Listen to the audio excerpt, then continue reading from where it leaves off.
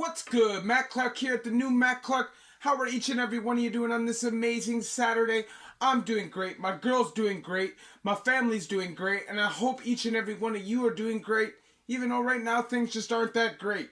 I want to say thank you to each one of my 2,100 and something subscribers. I think it's 60. You guys mean the world to me. The movement is growing. The movement is real. And every day it gets bigger. So thank you very much. You guys talking to me on Instagram and commenting on my videos helps hold me accountable and reminds me every day why it is I'm doing this. If you could please hit that like button. If you could please hit that subscribe button and that bell notification button so you get these videos when they're new. If you could share with somebody on social media, help spread the message, help spread the word. And there's a PayPal option if you'd like to donate, help, and support the channel. So Today I'm going to speak on an old convict that I did some time with in JOYCEVILLE. Now, the reason why I want to speak on this guy is because he really had it rough and he went out badly, but I'll explain, okay? So this guy was a certified crackhead downtown Toronto. Smoked tons of crack and did violent muggings and robberies. So he would do like violent purse snatchings or robberies. Didn't matter if it was male or female, carjackings, all those kind of violent charges just to get petty stuff off random civilians. So he would get major time. And this time around, this person was facing the dangerous offender. Now, if you get classified dangerous offender in Canada, you are not getting out of prison. I think it's something like 1% have ever been released, if that. So basically, say goodbye. And this person had never even killed anybody, so he shouldn't have probably been facing the DO. And he may have beaten it in court, who knows. But not only that, this person was also diagnosed with stage 4 terminal pancreatic cancer. Now, if you know cancer, you understand that pancreatic cancer is something like 99% fatal and painful and really nothing you can do about it. So it's just you kind of wither away and die.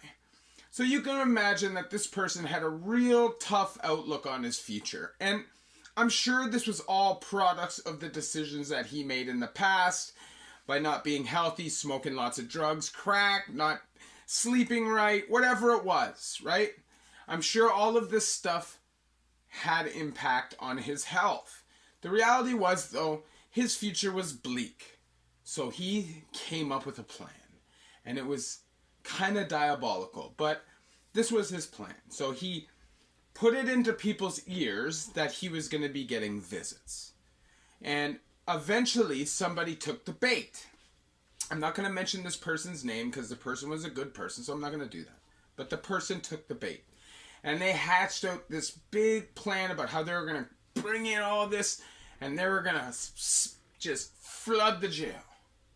So the man goes, has a visit with his chick, runs a couple dry runs, and then, boom, couple ounces of heroin, couple this, some tobacco, some weed, all the good stuff, all the stuff that convicts look forward to. Now, keep in mind, when this person goes out to the visit, everybody's just waiting. You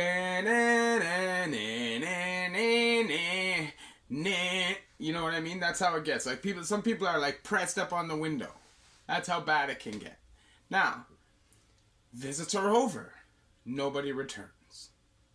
Down, down, down, down, down, down, down. The day just keeps ticking on, and the man does not come back. It turns out that this man checked in. Not only checked in, but checked in with all this person's dope. And thousands of dollars worth of dope, might I mention. So obviously, there was some real hurt feelings. And this person's life was now hanging in the balance. Would he stay in segregation? Why did he do this? This is what we all said, because he was considered a good guy. Why would he do this? And after a few months, we got our answer. It turns out that he took this heroin and everything down to segregation, and he did it every day, and he just got so blasted and just sang from his cell and told everybody how happy he was and enjoyed some real quality time knowing how terrible his life was about to get. And when that package dwindled down to the last a little bit, when he knew there was still enough, he did a hot dose and killed himself. Now, why would this man take that out? Now, obviously, he had no hope left. He had been put under this DO tag, not quite there, but it was looking like even if they didn't get dangerous offender, they were probably going to get long-term offender, and that's horrible in itself. So that's 10 years of hardcore monitoring and basically parole after your whole sentence is finished. And anytime you get arrested and charged and convicted, it stops and starts over again when you're finished. That's how long-term offender works. It is a horrible intermediate life sentence is basically what it is. But this person wasn't having it. They had established no hope in his mind, and he decided that he wanted to go out on his own terms. Now, a lot of people would say it's a real piece of shit move. Like, this guy's a real piece of shit. He friended these guys up and made them believe. But listen, if you're in prison, okay, whether you're a big dog, a kingpin, a big dog on the street, have all this money and can get all these things done, you still have to use your brain. The man is facing dangerous offender and has stage 4 terminal cancer.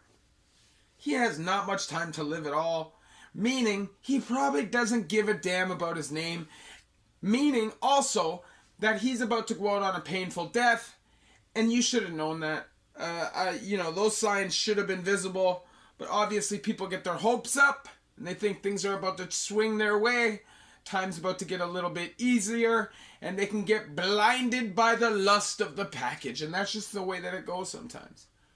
But is this person a piece of shit, or did this person just really see no other way out? I don't know. You tell me.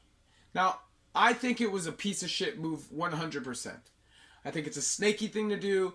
I think that at the end of the day, your name was good for 90% of your life. Why would you do that? Why would you want to go out like that? But obviously this is somebody who believes that when it's out, it's out. When the lights are out, they're out. And who cares about all that? He just wanted to feel no pain, and he knew pain was coming. He was in the system, and they were not going to help him. So, obviously, I don't support the move. I think that there was different ways you could have gone about that and probably accomplished the same goal if you really needed to. But I can empathize a little bit with his situation, because at the end of the day, prison sucks, and prison dying really sucks. No family, no friends, nobody by your side except a frickin' jail guard making sure you ain't going anywhere. That's a lonely existence, and can you blame somebody for wanting to go out on their own terms? It's like the Bill Burr helicopter story. One of the funniest stories. But it's like that, like at the end of the day, he wasn't prepared to suffer. And I think, like we're seeing with all this coronavirus in prison, and just anybody who's been to prison just knows, if you get sick in prison, you will get the medication and stuff, but you're not going to get the care that you need. So pain was coming for him, and at the end of the day, prison is a lonely place when you get there. So he just assumed, I guess, why not make it a lonely place on my way out? A shady move, yes. Can you blame him? I don't know. So obviously, I share my stories with you guys, so you guys don't have to live these things yourself. Prison is a bad place. There's nothing cool about it. There's nothing fun about it. And I would obviously want 0 of my subscribers to ever go there, or 0 of the people that watch my videos to ever go to prison again. The reality is that's probably not gonna happen, even if just a small number do. And I hope that my videos will inspire you not to do that, because at the end of the day, it's a total waste of time, and it's a waste of talent. The fact that you're breathing means that you have purpose. Why else would you be here? I don't believe that life is that insignificant. I just don't. I just think that The universe is too grand for that. So at the end of the day, if you could please hit that like button, if you could please hit that subscribe button and that bell notification button so you get all these videos when they're new. If you could share with somebody on social media, help spread the message, help spread the word, that would be amazing. And there's a PayPal option if you'd like to donate, help support the channel. The link will be in the description. Don't put yourself in a situation where you have no hope, because it can get to that, and you don't have to kill people. Football numbers are life-destroying numbers. Whether or not you get out at an age where you still have a chance, it's still going to be a real difficult chance, and there's going to be tons of tough hurdles and obstacles to get past. So if you're aware of what you're doing and you are able to stop now. Do yourself a favor. It's not worth it. Obviously, I'm not going to be a hypocrite and sit here and preach. You want to talk to me, you can hit me up on Instagram, the new Matt Clark, all small letters, all one word. I may not get back to you right away, but I will get back to you. And obviously, I just want to support the people that support me. Love each and every one of you. The new Matt Clark.